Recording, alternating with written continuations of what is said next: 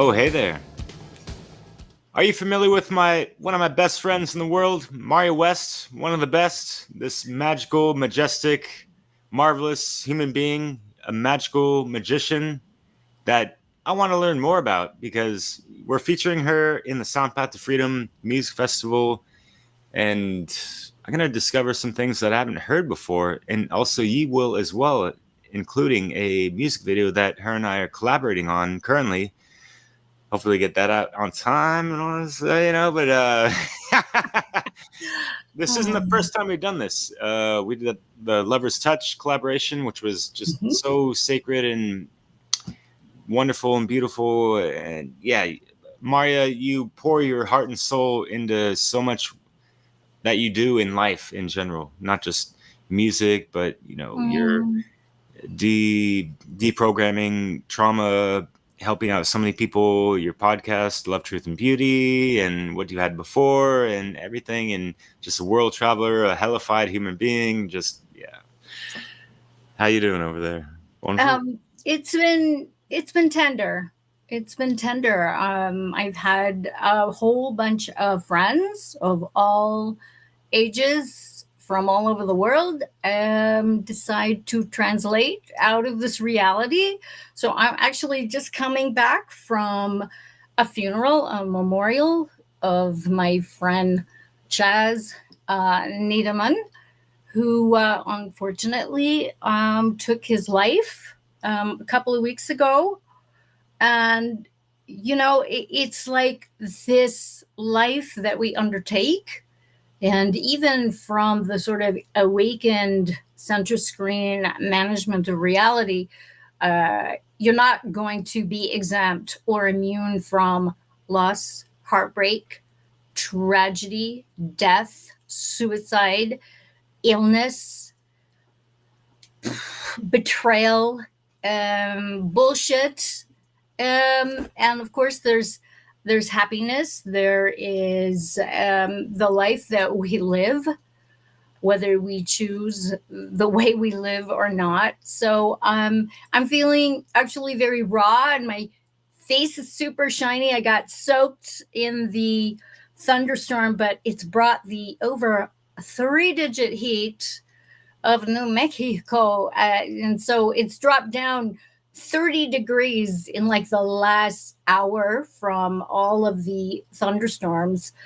So it's good. So if I'm a little shiny and I look a little disheveled and wet, that's why. But I'm having some rosé with ice in celebration with uh, my friends, past, present, and also future, and of course with you, my good friend, and to Soundpath, um, and Jerry, and all of her good work. So I'm my pleasure to be here. And yes, I am rallying, and it needs to happen. Yeah, Marja, you got a strong heart and will force and everything, and I totally appreciate you and this and that. And I forgot to mention that you are one of my, you know, sacred mentors in this life. And yeah, I take serious heed to so much of what you have to say and offer to this world, and through a couple hundred videos that you have that are still on YouTube. Not talking about things that have been deleted or hijacked and whatever the hell. All that aside, like you've been through the ringer a couple times and everything, and lived Indeed. you've lived several lives, including a couple of musical ones. And yeah, I want to learn about how you got into it, and like what was like the first thing you got into, because you are a player of multiple instruments, percussion, piano.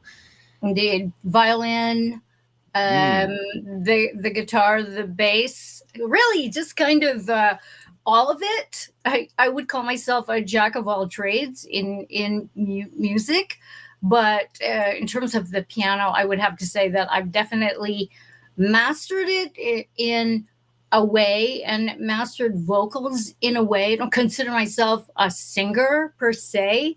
I'm more of a vocalist. I've got a really tremendous range, 4.5, and back in the day, five and a half octave range, where I would just make noises. And I think a lot of that comes from my my Nordic, Chinese, Mongolian, Russian background of all of that still in my DNA. A lot of kind of just a lot of screaming and hollering.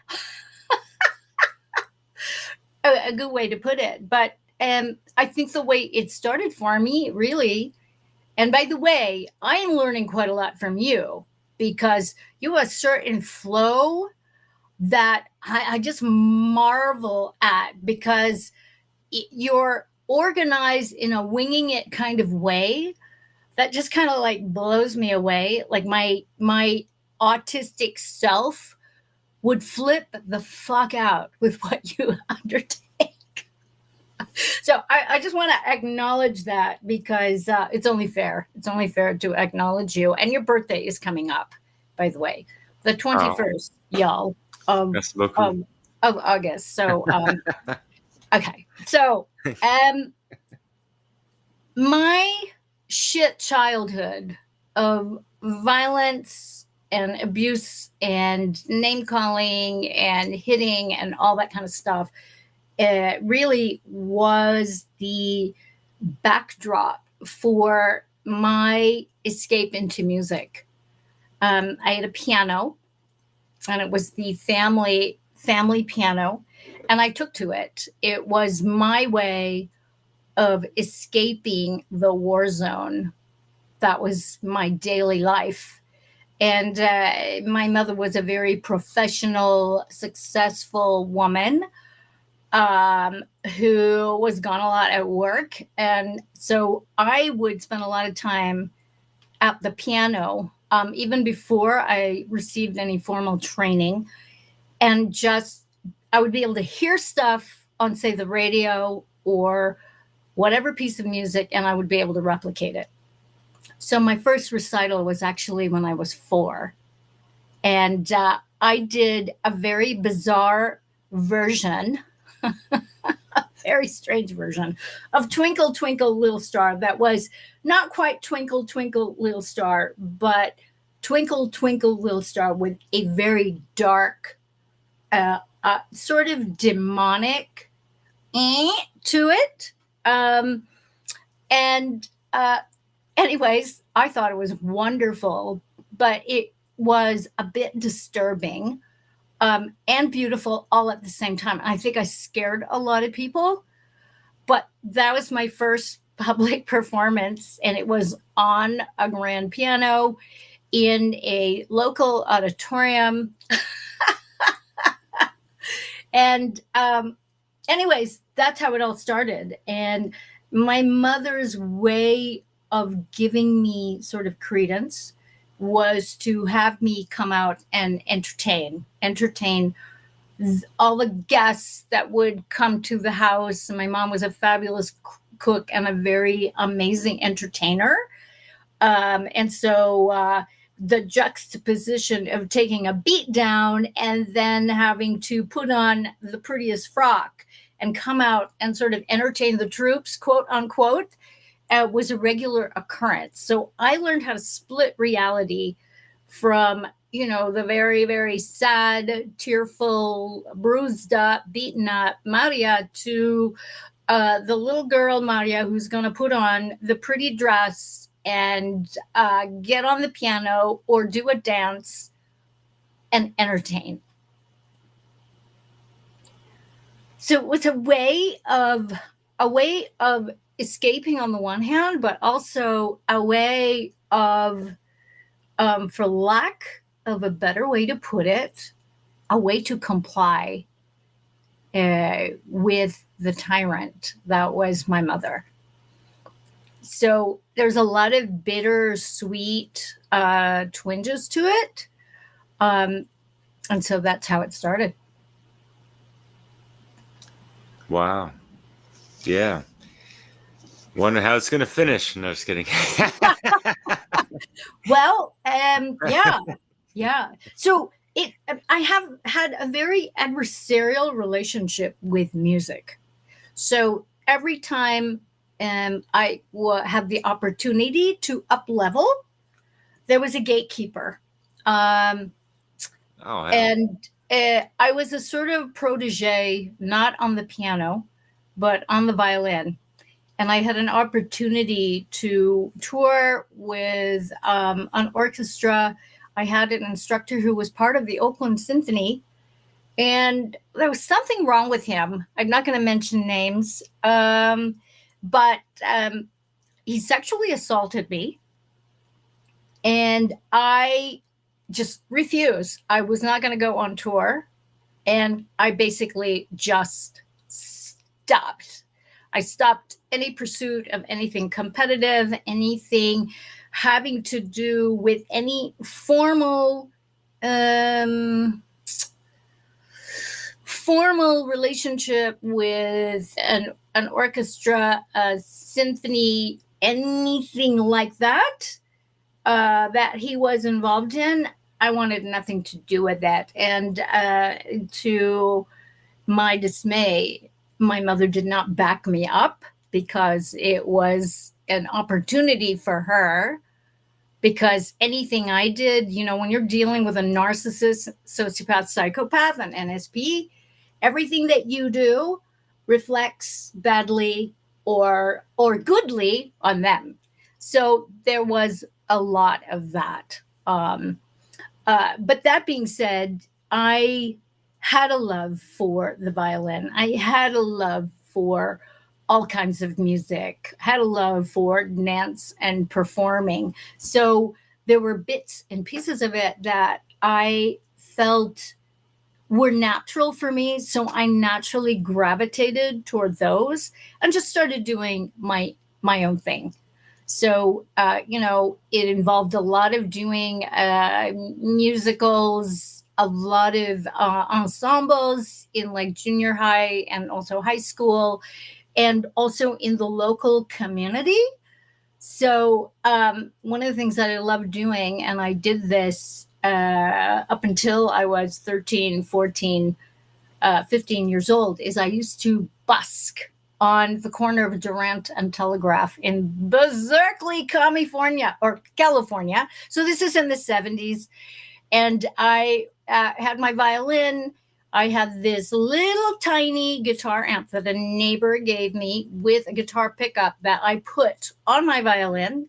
And I would plug in to this local merchant's electrical and just be standing there on the street doing my thing with my I'm telling you, it was a sight to behold. I can't believe I was actually leaving the house looking like that, because in hindsight I think, girl, what were you doing? But I mean, we're talking cut off booty shorts, a white tube top, and hair that was basically down way past my waist, practically to my knees. And so I can just imagine the sight to behold that I was during that time. But I would practice Vivaldi, I would practice the Bach double. And so the Bach double, it was the second violin part. And I ended up with, I can't remember the girl's name. She was Chinese American.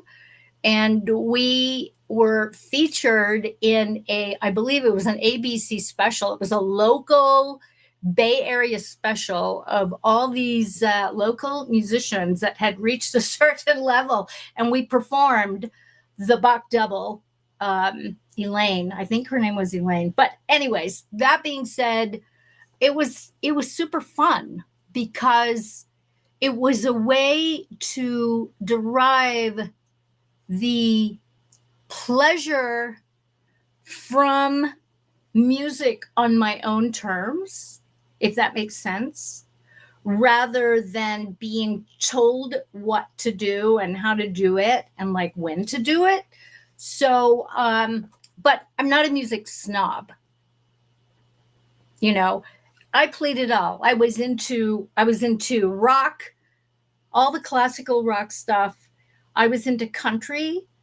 I was into doing all the orchestral, the string orchestra stuff. I was mad about Bach and Mozart and Chopin. I cheated trying to play Tchaikovsky and Rachmaninoff because my hands are actually very small, but I can do more than an octave, two, three reach.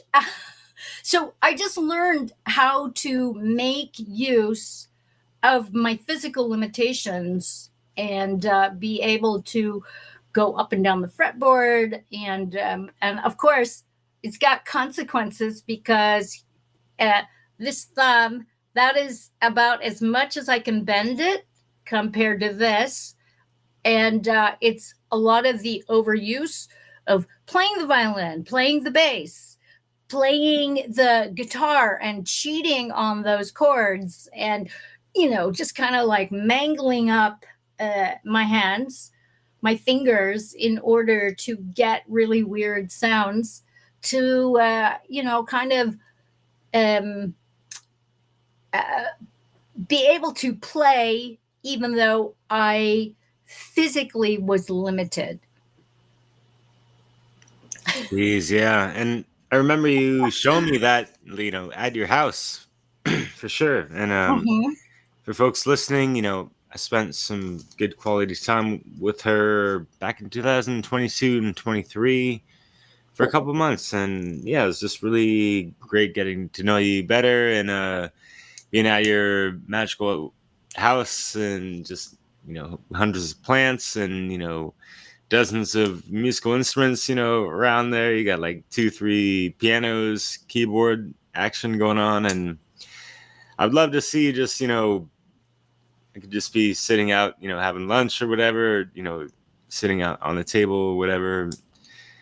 And you're just waltzing around and like, not a word, and just like sit at the piano and like,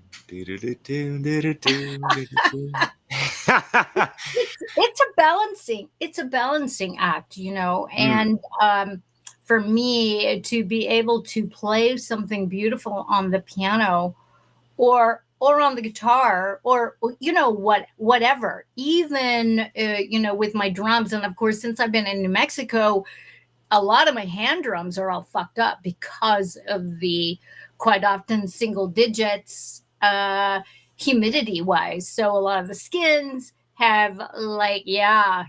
And even with the humidifiers, some of my drums, my beautiful drums, have split open. So it's kind of, so it's a little painful. But going back to music, because I had such a disdain for being told what to do, and because there were always gatekeepers kind of dangling. Let's see, how far are you gonna go?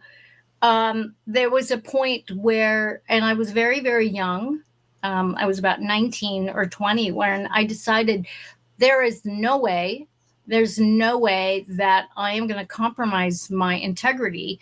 And of course, right around that time, a little before that time, the whole punk rock scene in San Francisco was happening. So I was totally into it. So being able to perform at the famous Mabuhay Gardens, uh, the Fab Mab, as it were, with all the punk scenes and all of the new age stuff, was hysterically fun.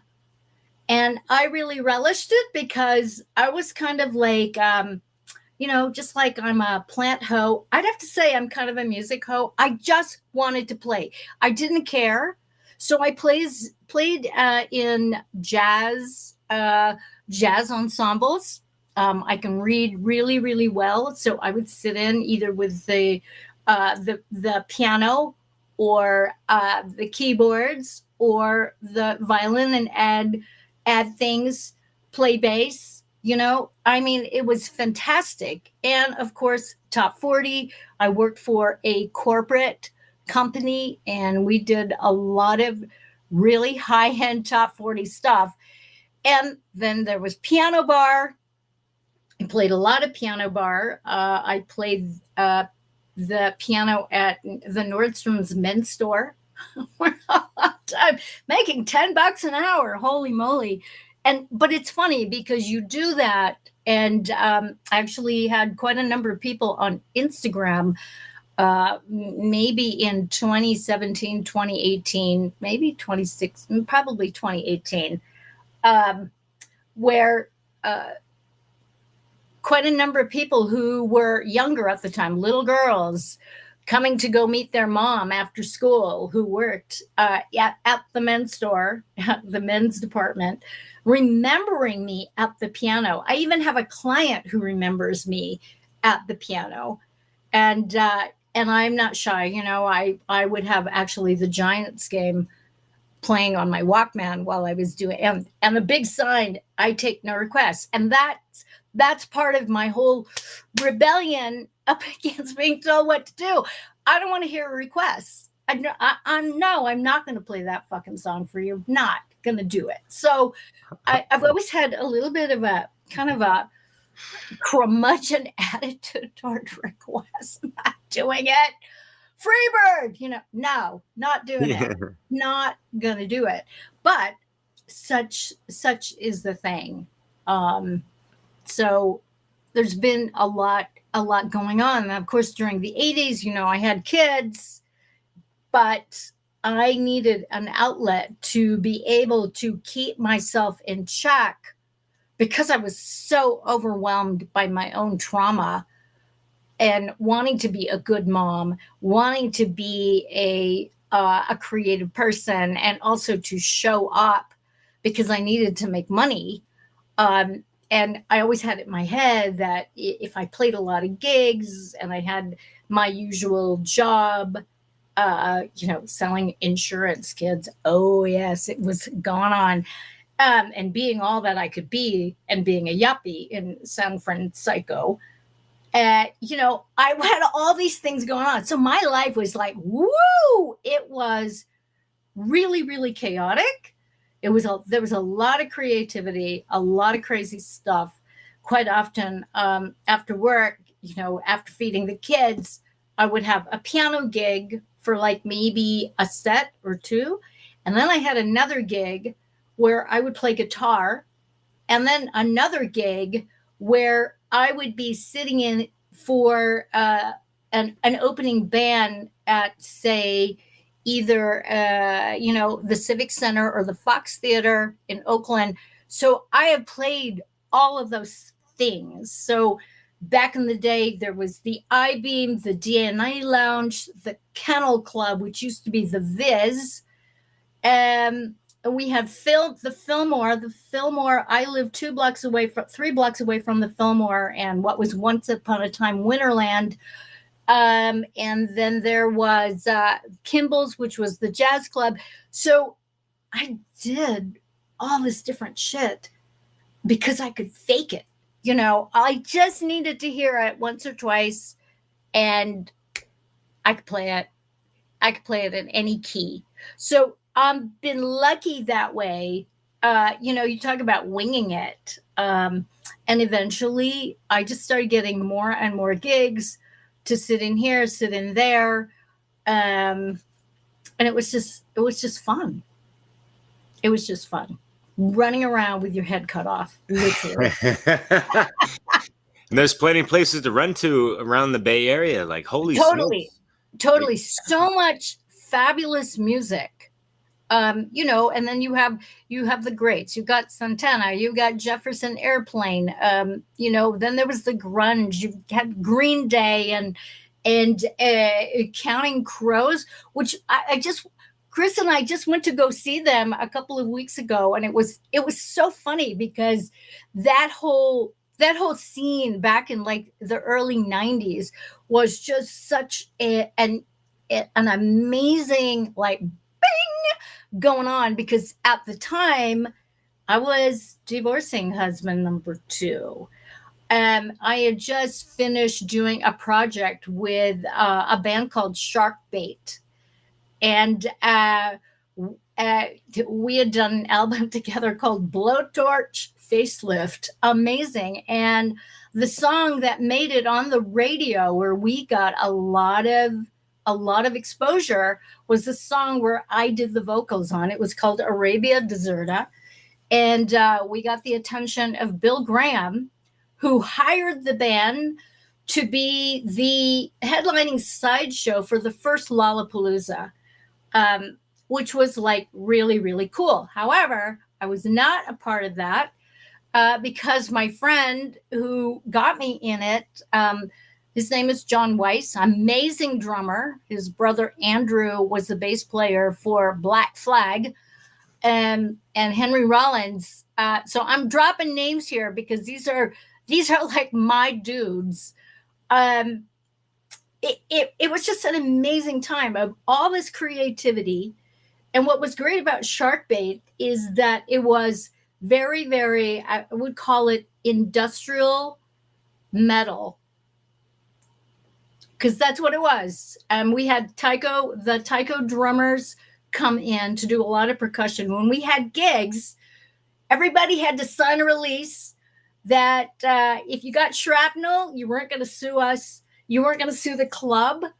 It was just so fun. It's kind of like the band War and their fluid ejections where they're spitting up shit all over everybody. We would invite people to come take a pair of sticks and just start hitting whatever. And we would have these jams that would just last forever and ever and ever. It was such an amazingly good time.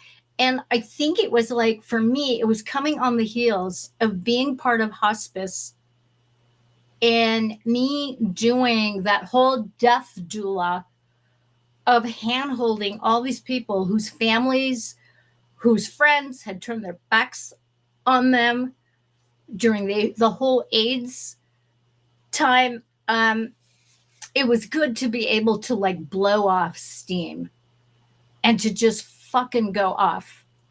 And then at the same time, it was right around the time when my stepkids decided that, they wanted to go live with the grandparents who were retiring.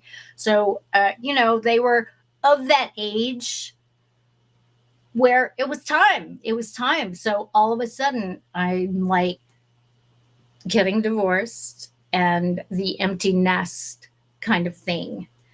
And it just created this gap in my life. And mind you, I was already doing my trauma deactivation work in the middle of all that as well. So there were all these little chaotic things. So I've got these sort of runs of different music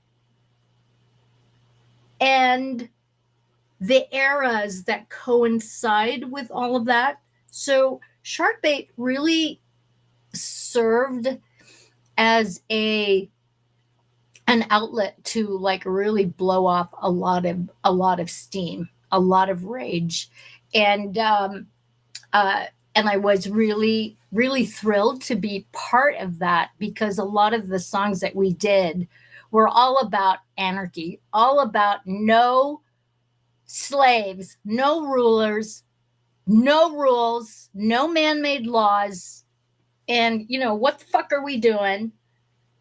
And it was a start. So I've been writing these types of songs of like really questioning the abuse of the planet, questioning why are we here? Who are we? Who am I?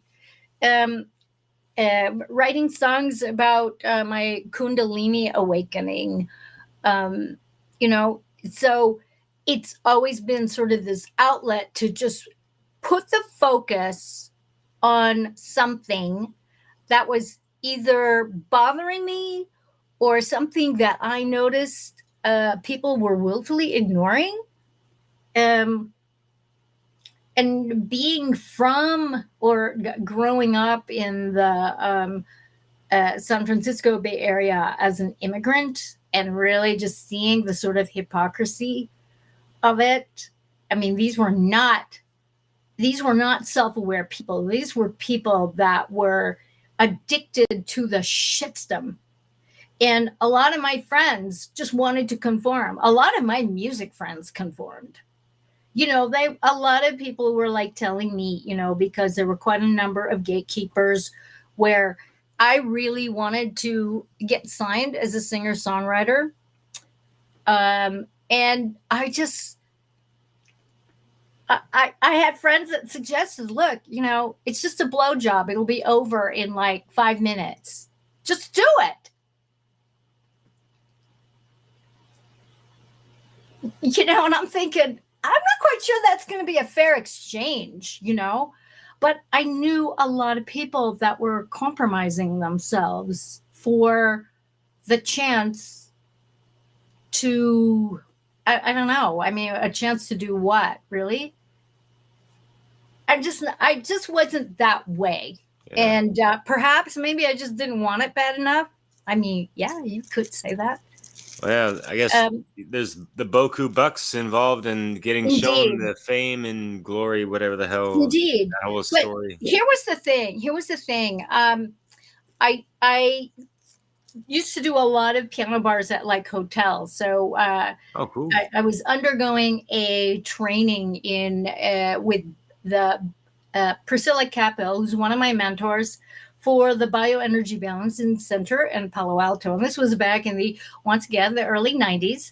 And I was doing a piano bar gig. So I would take the class and then I'd have to leave like half an hour before class ended, get in my car, boogie to one of the airport hotels so I could do piano bar. And there were a bunch of military people there.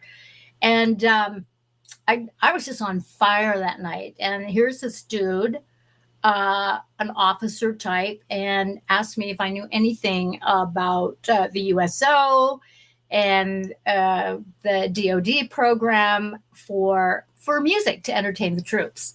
And before I knew it, I started doing that. So I have hit all of the military bases all over the world as a hired hand to either play keyboards, guitar, bass, percussion, whatever, and entertain the troops. A lot of it was top 40, but every now and again, I would get hired by an ensemble, a soloist who recognized something in me, and I would get to do 2 or 3 short set of my own songs. And so Batsman actually really, I just couldn't even believe that was going on.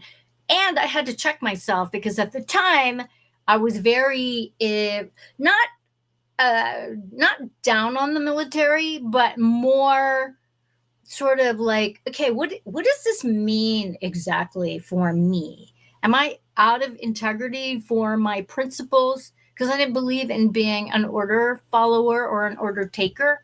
And this is way before Mark Passio, kids. Okay, you know, I mean, everybody talks as if he invented critical thinking. He did not.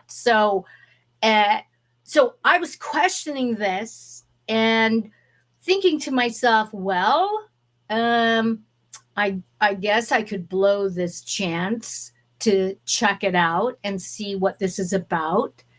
And I'm glad that I jumped on the opportunity because it was so fascinating to me that here were these military bases and there's all this crap going on. So, there was the Bosnian War that was happening. There was all kinds of things going on in the Middle East, like it hasn't been going on for a very, very long time. And I had to check myself. I had to, it was all really for the love of music. I wasn't there to make a political statement. I voted for Ross Perot. Okay. That was the only time I did that shit, and it's like, what happened there? So I feel like I had to come to peace with all of my judgments about the military. And I come from a military family. So both sides of my family have been part of the military in all branches. And both sides of my family have been survivors of imperialism, of communism, of socialism, of bullshit. So I think it was a way for me to move into that place of really from that love of music, which I feel like is the universal language to for humans. And I've been caught in situations where, you know, you travel to a non-English speaking country and you need help.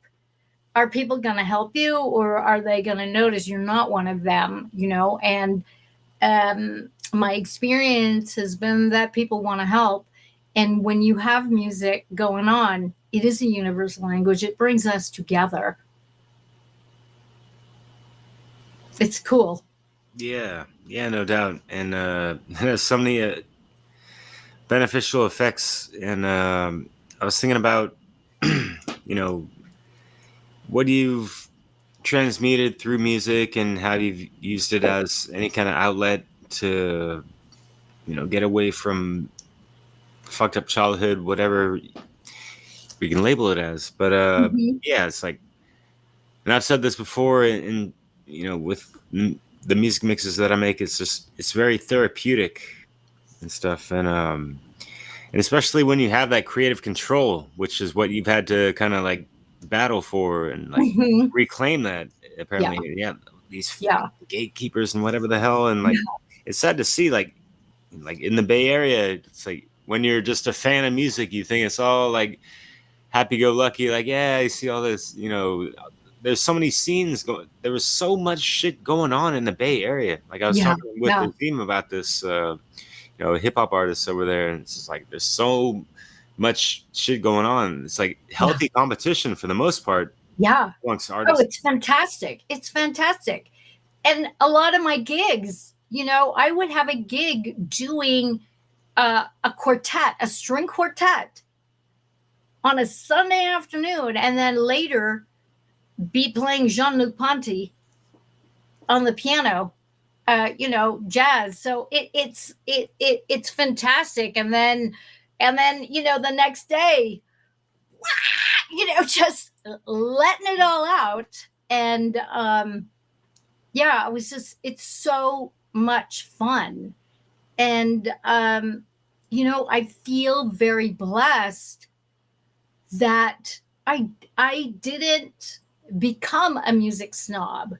You know, all these people that just only like metal and metal is the best. It's like, get the fuck away from me. Get away from me. Shut up. You know, people that don't like country with, you know what? I don't like show tunes. I don't like show tunes. And you know, certain operas, I'm sorry, it's a snooze fest to me. But I'm not gonna put people down who are into it. You know what I mean? And I love country western. In fact, some of the hardest gigs I ever played was in a country western band. I mean, you can't be stoned and play that shit. You can't. It's too fucking fast. You gotta have your senses have to be sharp, man. You Damn. gotta be in the pocket. So, you know, and guess what? I am not a fan of the Grateful Dead. You talk about a snooze fest? Holy moly. I used to drive my friends to their shows at the Civic Theater, and I would tell them, I'm coming here like at 1 a.m. You got 15 minutes to meet me. I'm driving home. I'm not going to wait for you. You know, and they would just be too fucking out of it to get a ride home. So I don't know what happened, but that's what I'm talking about. So, Before I mean, cell phones and shit, of course, you no, know. this was Yeah, way before cell phones. But that's what I'm saying. It's like to each their own. And I have the stuff that I'm not terribly fond of, but I respect musicians that know their craft. I respect musicians that respect the creative spark that it not only needs to be cultivated, but it needs to be respected and um, practice.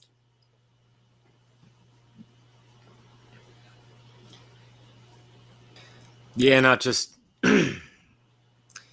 imitated, people riding on coattails, clout chasing, as people like Yeah, to call it these days, and all this stuff's like, wow, like where's the originality or whatever? Like, hmm where's the yeah, music from the soul? Are you just, riding off of someone else's stuff yeah, and all this stuff? yeah.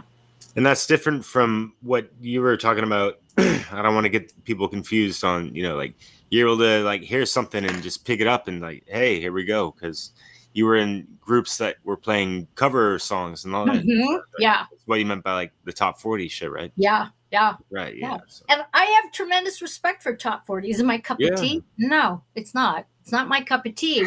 But for a long time, it was my bread and butter. And especially, you get a corporate top 40 gig, and God, they pay you a lot of coin for that.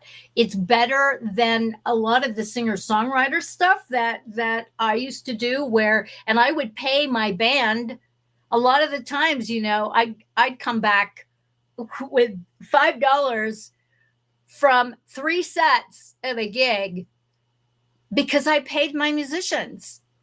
And that's what it was. And luckily I had a really great gig to where I could do that. I could float it and not pay myself. Because I respect people's time. I respect their time. I respect um, their efforts in getting to a gig, showing up. Yeah. Well, it sounds like you were not respected with some of the payments, towards yourself. And Yes, I mean that's very true. And then also as a singer songwriter,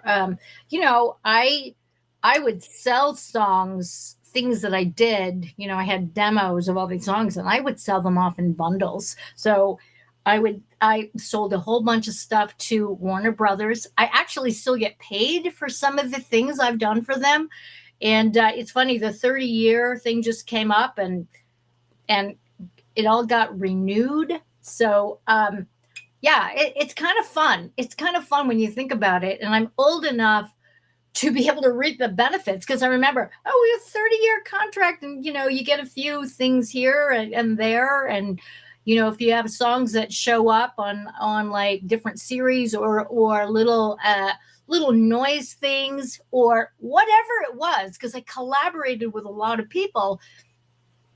I remember thinking 30 years, wow, I'll be dead. But no, it just got renewed again. Holy moly. This is the beauty of like DVD, of streaming shows from the 90s that are like streaming on, say, Netflix or on Amazon Prime. I mean, who knew?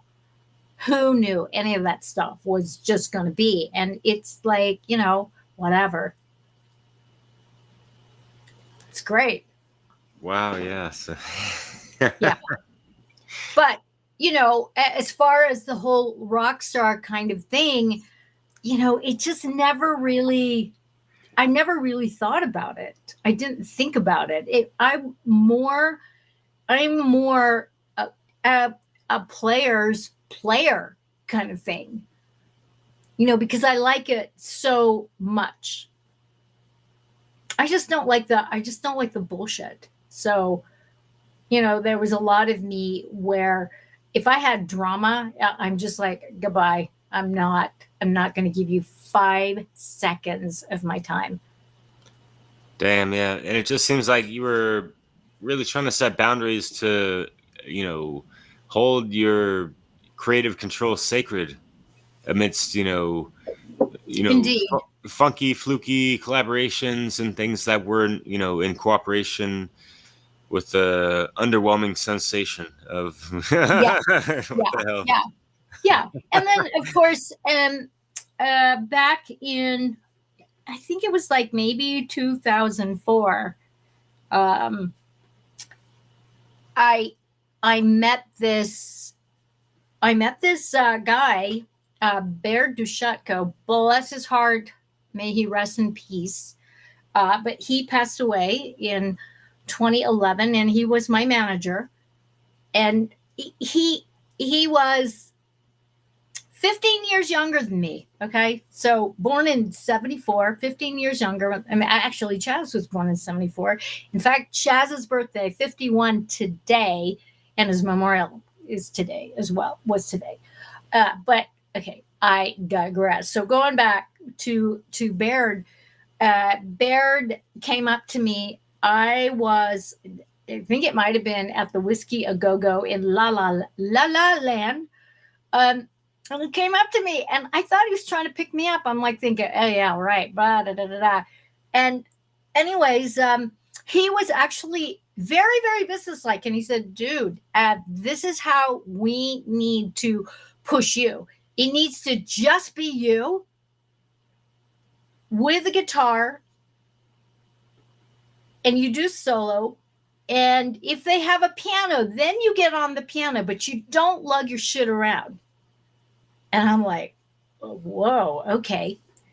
And he says, and we get you in these places where you can be solo and you're not just background noise. Now, there are a few mishaps here and there, that's for sure.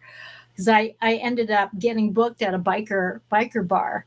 And so here's my sound check, and they have this honky tonk piano, and I'm like going, ooh, this is going to be cool, because I love honky tonk pianos, and the way especially the set that I was going to play was going to be perfect. And there was a guy there that was drinking beer, biker dude, and he yells, I don't want to hear any of this fucking vagina music. And I just burst out laughing. And I'm thinking, oh, geez, this is just going to be a long, long ass night. And he ended up actually being one of my greatest benefactors. And the reason why is because I opened with a guitar rendition of Joni Mitchell's Help Me. Help me, I think I'm falling in love again. And it's his favorite song ever. Like, who knew? The guy was just he was so gracious afterwards. And this is after he throws beer at me, and doesn't want to hear vagina music. So, yeah, and you win some, you lose some. I mean, people are going to like you, or they're going to absolutely fucking hate you. And I've had people just hate on me. And it's neither here nor there, but you kind of have to grow a thick skin. And so that was a great tour that he set up for me. I hit all these like little theaters in San Francisco.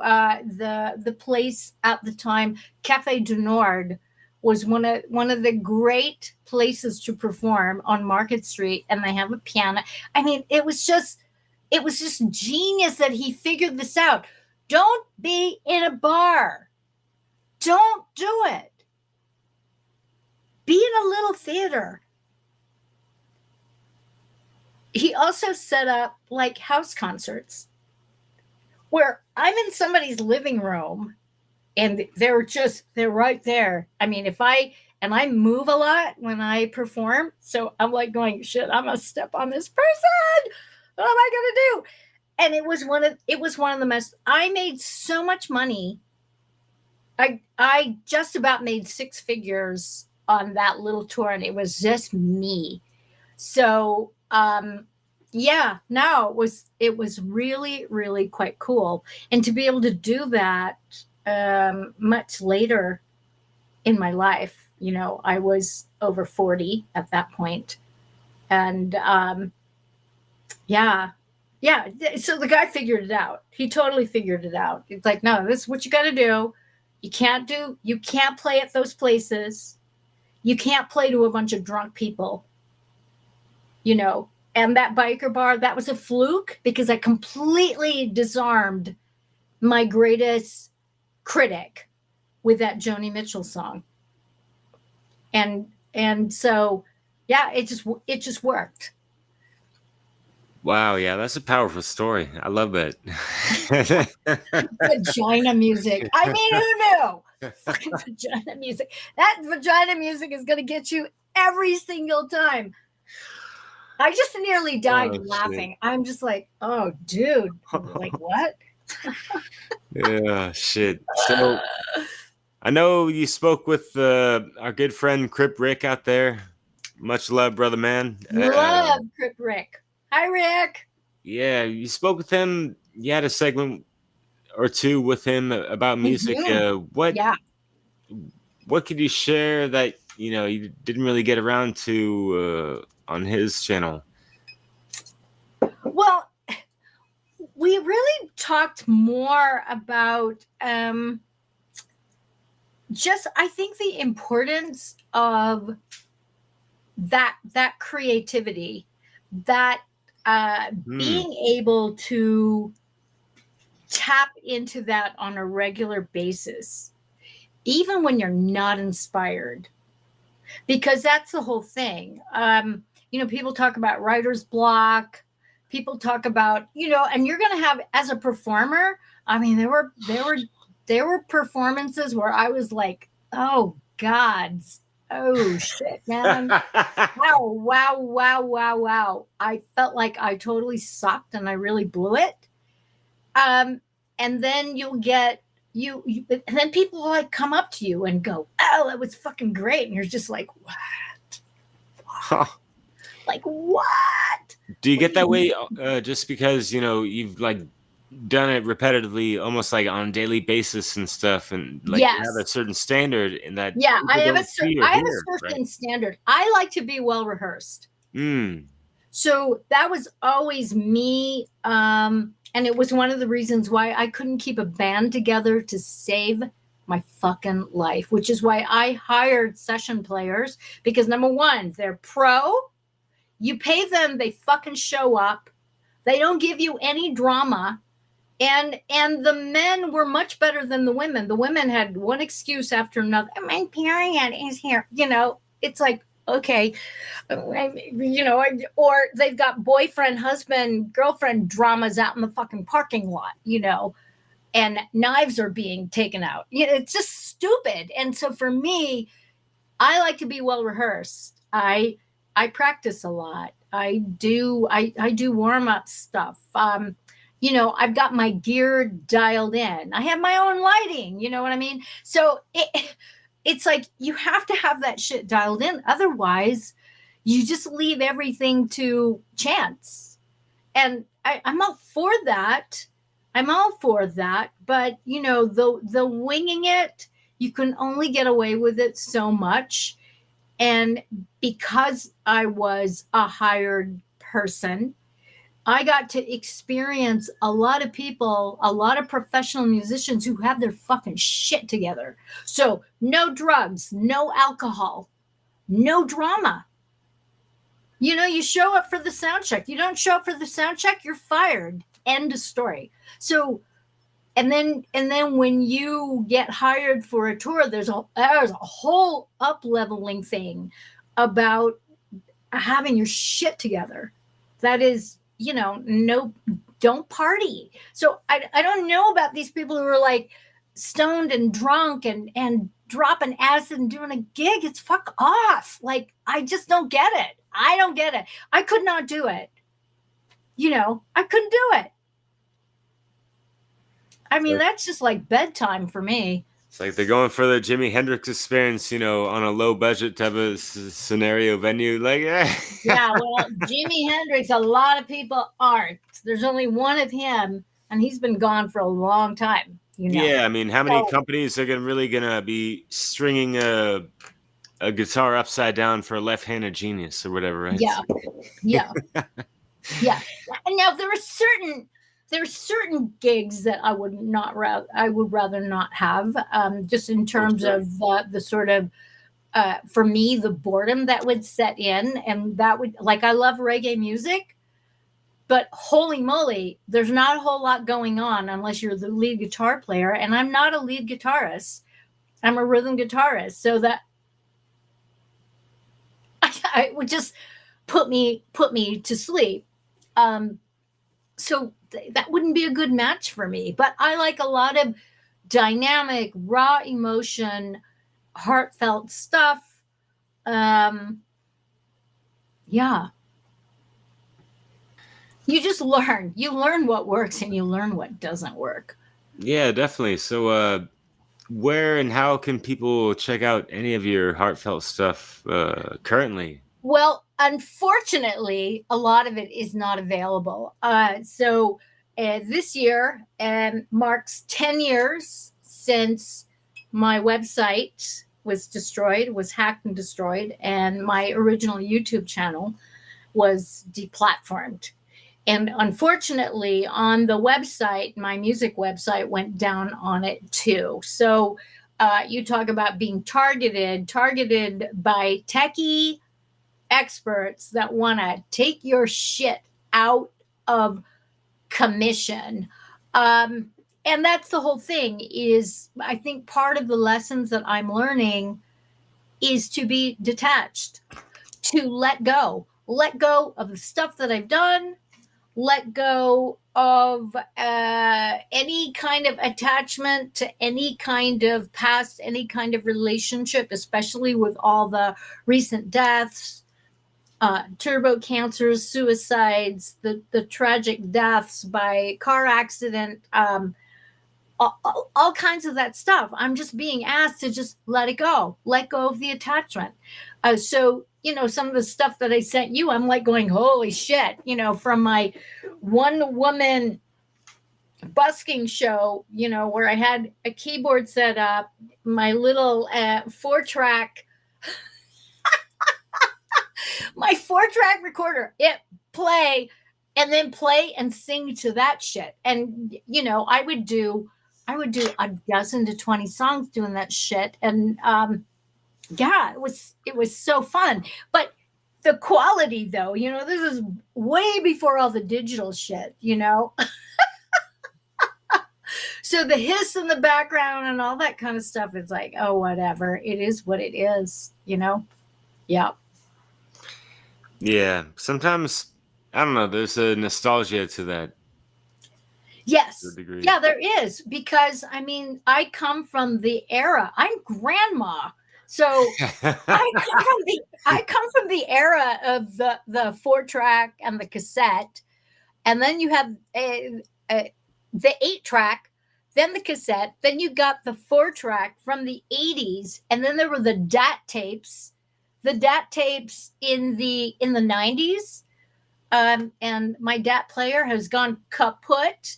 So if anybody knows where I can find a DAT player that actually works, or find somebody that actually knows what the fuck it is, that'd be good. Most people don't know what that is. So funny. Oh Lord. So Wow, yeah. like the stuff that the song we're going to collaborate on, that song is, I consider it evergreen because when I wrote it Hmm. with Orpheus Desjournay, um, who was my Warner Brothers partner, we did it about whistleblowing because that was around the time of 9/11, and there were all kinds of speculations about what the fuck was going on. And just started hearing about all these people that have been disappearing that started telling the truth, and all of a sudden they're like gone. So the consequences of coming out and speaking truth, and then also the consequences, the soul consequences of what happens to you if you don't do the right thing and speak up. It goes both ways. That double-edged sword, yeah. Yeah. And so I don't know where he is. I don't know where Orpheus is. I've lost contact with him. Um, so, just this, it's actually a rough mix of what we did. And it still has the impact. And I recently came upon it with some bootleg website that was playing it. I'm like going, whoa, okay, that's really, really weird. But this is what happens. It's like, you may own the copyrights, but people get to play it. And certainly in my old YouTube channel, I would play I get a copyright strike on my own music. So it's like, whatever. What do you do with that? Yeah, and it reminds me of our chat with Tom Althouse, and that was Yes, quite a heavy conversation and stuff. And it's like, what limits, or at what extent do we have creative control, and who is actually hijacking our own creativity and that kind of stuff? indeed, It's like, indeed, and who's indeed. profiting from it, and whatever the Yeah, hell. Like, yeah. wow, Which is why you let it go. mm, Which is why you let it go. And actually, there was a recent thing with Christopher, Christopher, the Scotsman, who, he's got his regular shows, and I have a whole repertoire of all the things that I play on the piano. I mean, there's literally a few hundred songs that I will like only. cycle through, and some of them are covers, some of them are mine, and there's one that is mine. And he's watching this British TV show, and he goes, "Where do I know that song from?" And it's actually one of mine that I sold in a bundle. And when you sell your songs, they can do whatever they want to it. It's not mine anymore. It belongs to whoever bought it. And when you sell it, you give up the copyrights. I mean, how many of these rock stars, pop stars that we know that have given up so much? Prince, Billy Joel, I mean, all these people who got fucked over by this, that, and the other record company and didn't make shit on their biggest hits. So for me, it was more like, remember when because I was part of a songwriting conglomerate, and I decided, it's like, I don't give a shit. I don't care. I don't care. I don't care if my name's on it or not. It doesn't matter. But it's an interesting thing, this is I own the copyrights. Yeah, okay. But you know what? Somewhere in some corner of the world, somebody is making bank, or not. It doesn't matter, and you just kind of have to let go. And that's what I've learned over the years, is like, we're here temporarily. You only live once. I'm only living once in this body. I don't plan to come back, and of course there are extreme cases like with Tom Althouse. I mean, that whole fuckery of the Matrix and the inversion of the blue pill versus the red pill. I mean, I caught onto that right from get-go. I'm like, what the fuck is this red pill shit? Bullshit. And he definitely, that is just so egregious. It's evil. It's evil because it is an inversion. And this is a case where, I mean, I certainly have my own level of suffering, but not like that. I have definitely been taken out, had my shit burned to the ground, and have been gutted more than several times, but not like he has. So, that having been said, it's like, you just pull yourself up by your bootstraps and carry on. And that's what I'm doing. I'm carrying on. And so here it is. I'm carrying on and looking forward to 70. Oh my God. Give it a good 5 years at least, But, 4. Okay, 4. What? Not 5 years. Oh, 4 yeah. years. Well, your birthday's coming up for 76 in the mix in a couple months now. Holy smokes, right? Well, 66. Yeah. Did I say 70? Yes, right. So, 70? Oh my God. But this is the thing, is that you can't be attached. You can't be attached, because the universe is just going to sit there and bitch slap you, and that's it. And you just have to carry on. And I'm making fun of it, but I got to tell you, 3 hours ago, I was hysterical. I was weeping. Yeah, yeah, and it's like, I want to have another chat with you in the future just about laughter and stuff. And it's like, you can tell who's gone through a lot of stiff stuff in their lives and like overcome like all types of tragedies, or even working in like intense jobs and this and that. And like, you Hmm. see them like Yeah. in a stressful situation and they're able to fucking laugh it off, that kind of stuff, just because Yeah. like they fucking been there and done that and gotten over it, or whatever, right? And it's just, it's not fun, but yet like, is it better to bitch and moan about it and like be all stressful and lose Yeah. our fucking hair and let it turn gray or whatever about it, Yeah. or can we just Well, look, I mean, uh, there were some times where my hair started falling out, or, fuck? you just, yeah, that's what stress will do to you. Which is, I will consider music, I consider music and the act of songwriting as an outlet to do some of that shadow work and to Mm, just yeah, let it out.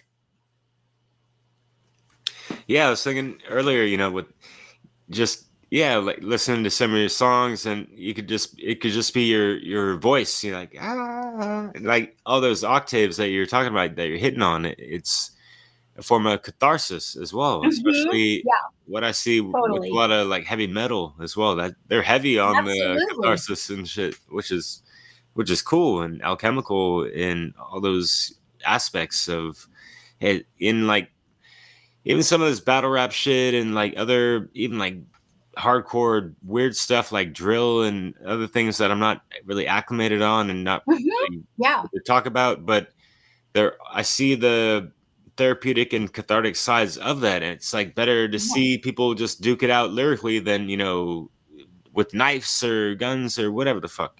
Indeed, indeed. And there's also an energy and a synergy where, when people know the words to a song and you're in a performance situation where everybody is singing the song, there's a power to that. Like, I just, and I've been in those situations time and time and time and time again. And, remembering a gig at one of the little theaters, and having this sold out show, which was kind of amazing. And it was a little tiny thing. There might have been 250 people, 300 people, and they knew the fucking song. And I was just like, and it was my song. It was the coolest thing. And then to also, one of the things that I did, because I was pushy in the 80s. I sent a tape to the San Francisco Giants organization, and I got picked. So I got to sing the national anthem for the Giants on a Friday night. There had to be 65,000 fucking people at Candlestick Park. And what's really interesting is that when you do that, like, I had been warned, there's a 3-second delay because of the vastness of the park, because it's outdoors, Um, and I was prepared, and I heard the horror story that the week previous, one of the people from Jefferson Starship, was there, forgot the words. So I just remember standing there going, oh shit, I forgot about this. And because I had worked so much with different groups, different situations, and knew how to, worked with monitors and all that kind of stuff, I fucking rocked it. It was like so awesome. Um, but to be standing there with that kind of a crowd, and I'm not very patriotic. I am, and then I'm not. Um, but I just remember just feeling the sort of heart opening thing. And it was a very similar thing in that little theater where everybody knew this particular song that I was singing that was mine. So just those moments about being in the pocket in a crowd, being in the pocket during a performance, being in the pocket during a dance performance. Um, I, as a percussionist, your mom was a belly dancer. I was a belly dancer. And I went to the Middle East and studied Middle Eastern rhythm. So learned all about 9/8 timing, Kash Lama, Dabki, the 4/4 timing, Ayub, Masmoudi. So all these different things. And I just remember being with a bunch of these old men percussionists on the various hand drums and getting that same feeling of being in the pocket. I can't even tell you. And that is that universal language of, you feel it in your heart and there's this expansion and you're like going, whoa. And no drug can give you that. Oh, well, maybe ecstasy can. Sorry. Especially while listening to that music, right? Yeah, exactly. But that heart open, it's a heart opening, and it's also first chakra opening, which is why I like really, really deep, bassy bass lines. I'm totally into it. I'm totally into it. So, anyways, God, I just feel like I had sex in front of people all of a sudden. That's weird. Sorry. Oh my. I love that tangent you just went on. That's great. And honestly, that's the reason why the place I work at right now, it's like this pizzeria. I was telling you, it's like really intense. Like everyone's just like working like hardcore, just trying to get all the orders in the food out as fast as possible. And so that this guy like plays like some pretty hardcore techno shit sometimes. It's like 100, at least 130 BPMs, like dun, dun, dun, dun, dun, yeah. dun. No, I love techno. Love it. It's cool. I'm down with that shit, especially some of the songs they're pretty legit. There's good amount of like love songs and that kind of stuff, which can be hit or miss and this and that. Like I can dissect the lyrics a little too much, and I need to not do that. But for what it's worth, it's like, yeah, all right, cool. It's nothing negative or that kind of stuff, So it's easy to dance to and like sing along with and that kind of stuff. Cool, no worries, like. Yeah. Yeah, but there's like this adrenaline rush and that kind of stuff. Sometimes there's the whole spectrum of emotions that can come through all types of music, and it's incredible to hear you talk about it because you've been there and done that ad infinitum, it seems. But I don't know, how many gigs have you done? Like a couple thousand? Like goddamn. Probably well over 1,000 for sure. Wow. Probably a couple of thousand. There was a point in my life where I was gigging every single day for like a long time. And it takes a toll. It takes a toll on your body. Like, this left thumb is like that. And this is an improvement because last year it wouldn't even, and I would have to, this joint was inflamed. Like I couldn't even look at it. I would look at it and she's, fuck you, don't look at me. She'd just be just this fucking pissed off, on fire. Like you can see the heat signature coming off her. Damn. And I've had shoulder issues. This has been dislocated. So yeah. Yeah, I remember like playing the guitar wasn't really cracking when I was. Yeah, no, I couldn't hold it, and I've got two violins, and I can't do it. I can't hold the violin. It just won't let me. Hopefully, but with the hope, the help of 3 homeopathic remedies. Oh my God. I mean, it's like such an improvement because everybody, you should have microsurgery. And it's like, oh, fuck no, and no, respectively. It's not going to happen. I'm not going to do it. I'm into homeopathy. So Ruta graveolens, Arnica montana, calcarea, it's fluoride. What is it? Let me see if I have. I don't think I have it here with me, Hmm. or maybe I do. No, but anyways, so and it's the joint repair and also the ligament repair, micro repairs. Mm. So this is just kind of the stuff that you have to do. And Yeah. luckily I get to do it because I know what to do. Um, but this is, yeah, it's the stuff you got to do. You got to take care of your stuff. You got to take care of your body, and the repetitive motion, that is a thing for sure.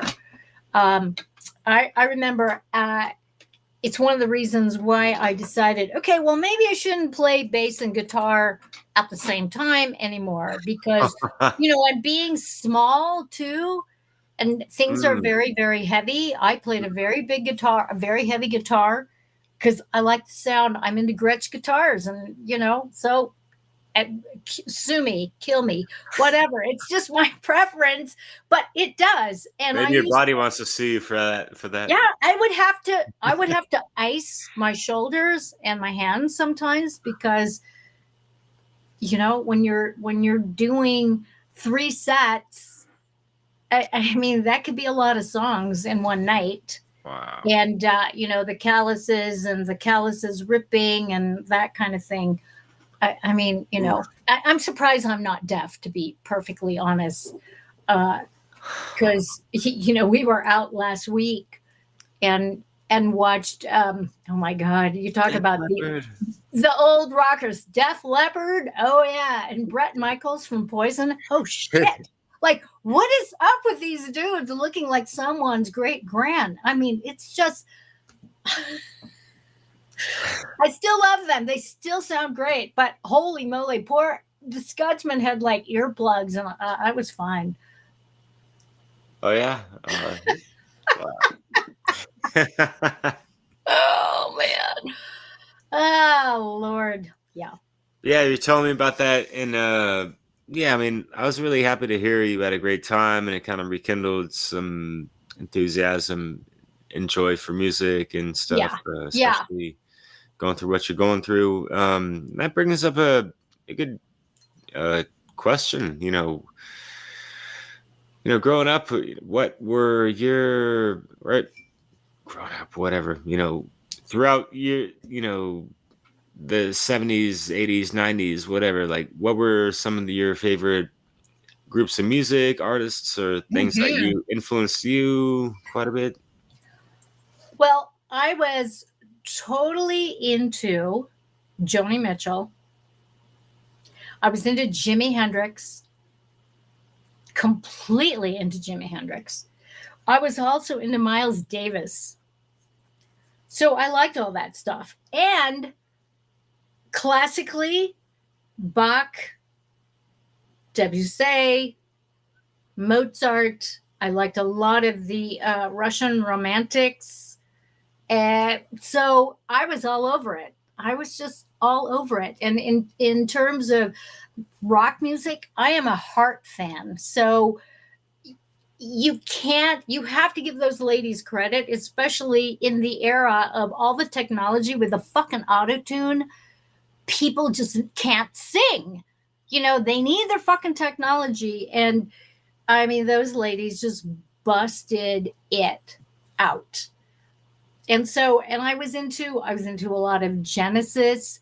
I was also into a lot of Sly and the Family Stone. I liked a lot of R&B. Was totally into it.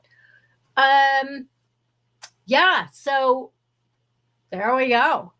There we go. And it's still it, these people are just still in my heart.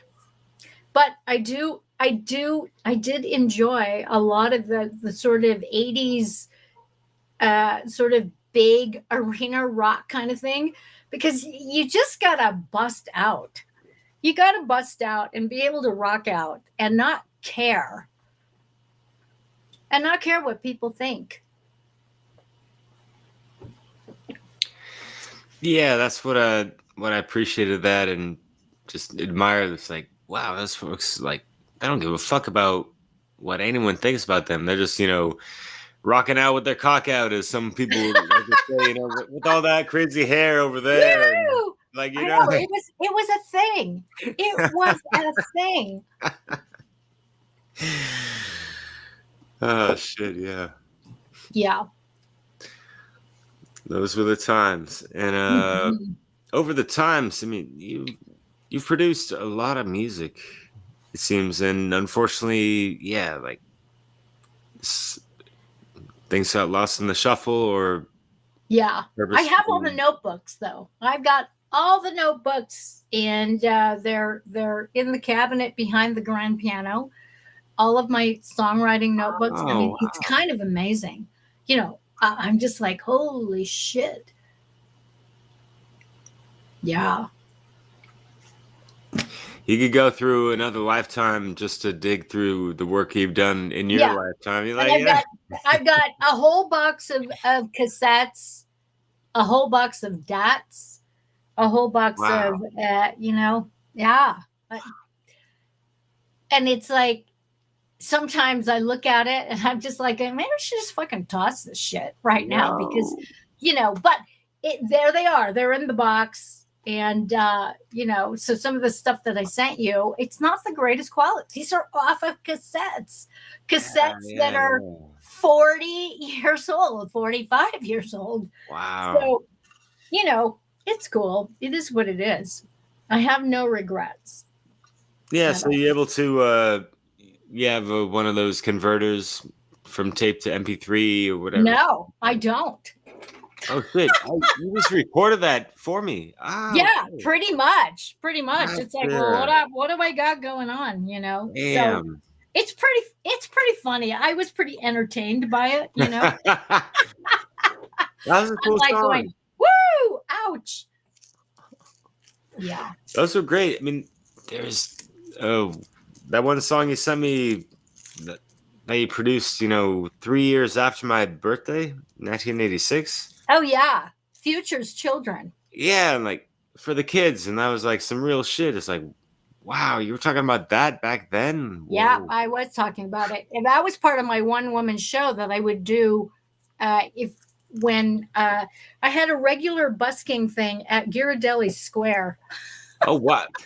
And I'd bring the kids. I would bring the kids, and I would give them money, and I'm like, so they would go with one of our other neighbors who was a teenager at the time would take the kids Ha. into the Ghirardelli chocolate thing while I was working. I mean, it was pretty Wow. funny. It was pretty Yeah, funny. yeah. But I would just be just howling, and some people were put off by it, like a crazy wild banshee, like what's happening. Well, But I was trying to convey that. I was mm, trying to convey yeah. that, so it's like, yeah, okay, yeah, Yeah, some people want to snob that.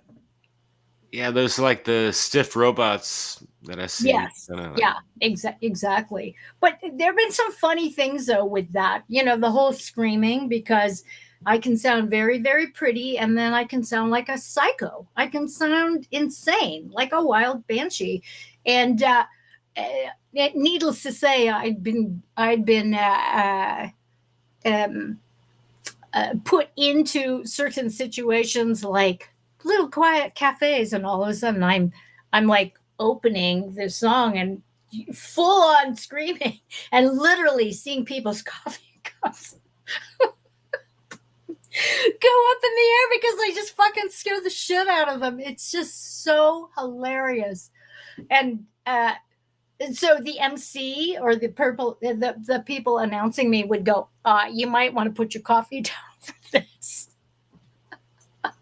And so the people that knew what I was up to, they were prepared, but some of those people, oh my god, I felt bad.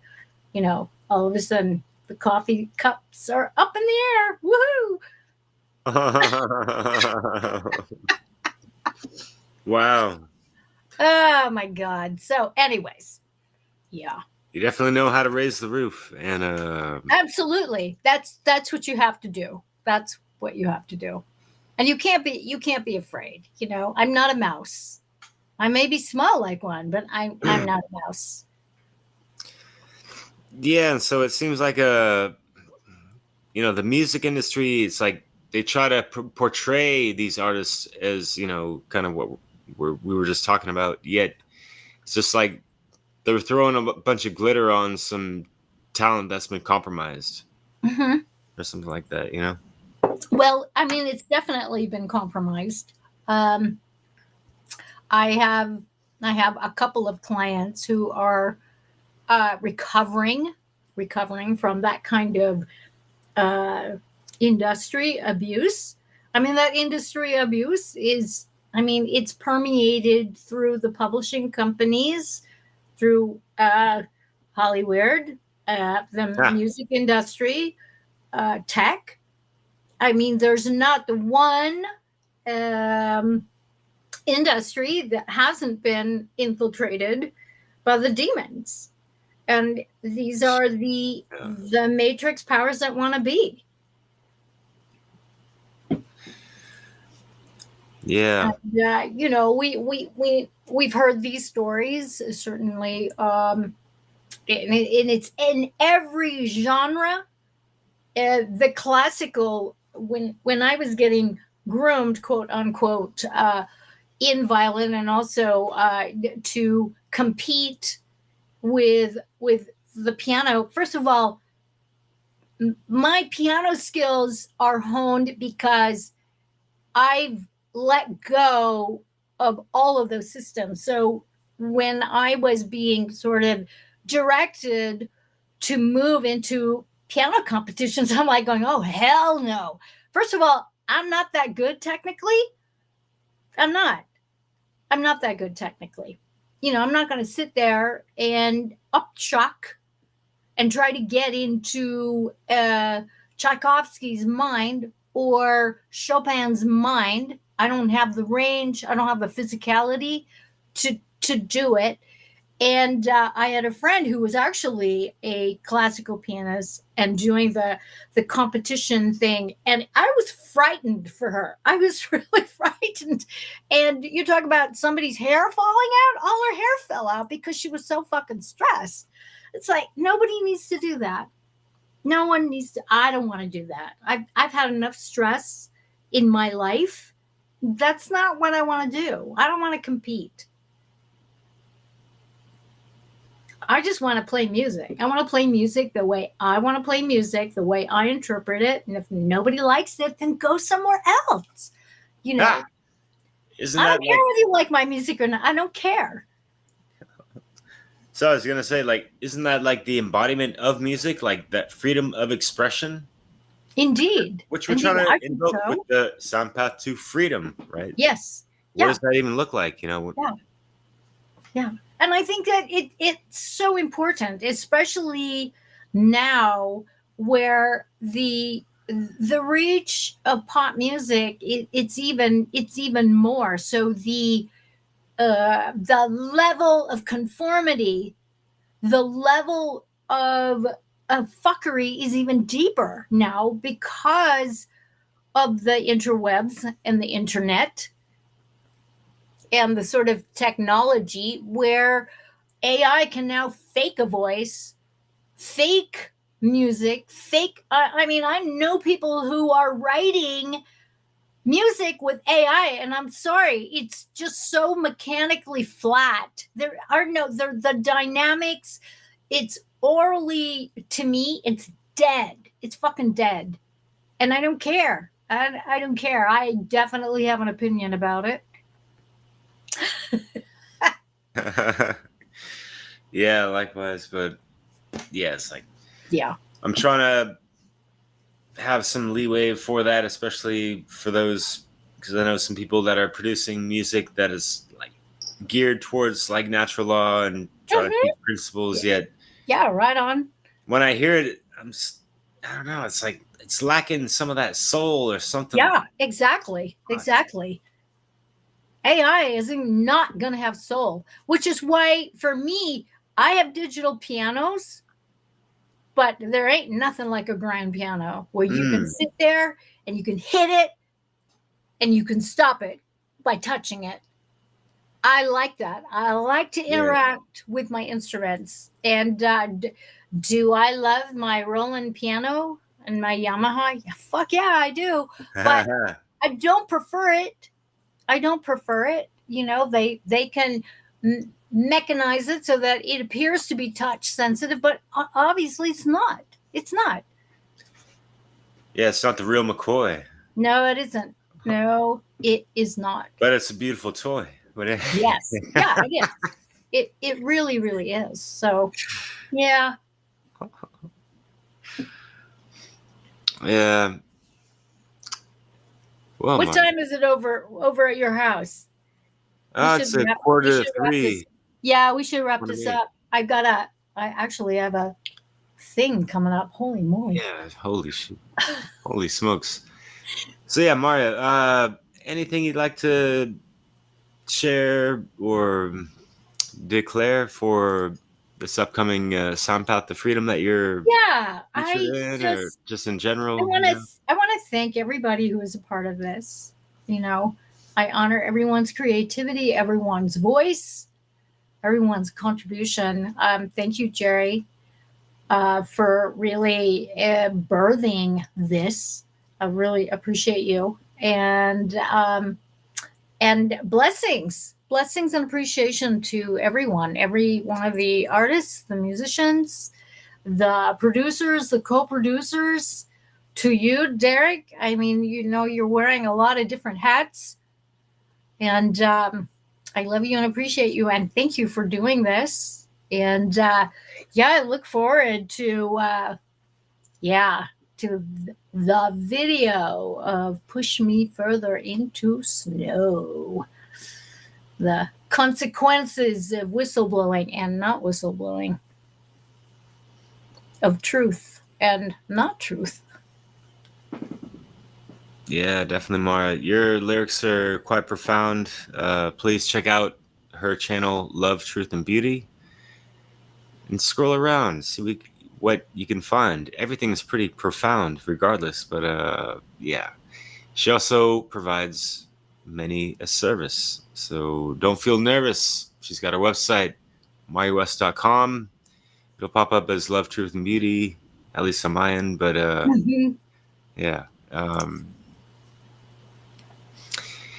Always a pleasure, Maya. I don't know what else to say. It's just like Thank you, darling. Thank you. good old, Appreciate you, Derek. yeah, likewise, Maya. Much love. Love you. Yeah, I love you too. And we will see you soon. Please stay tuned. And Bye, darlings. yeah, ciao for now.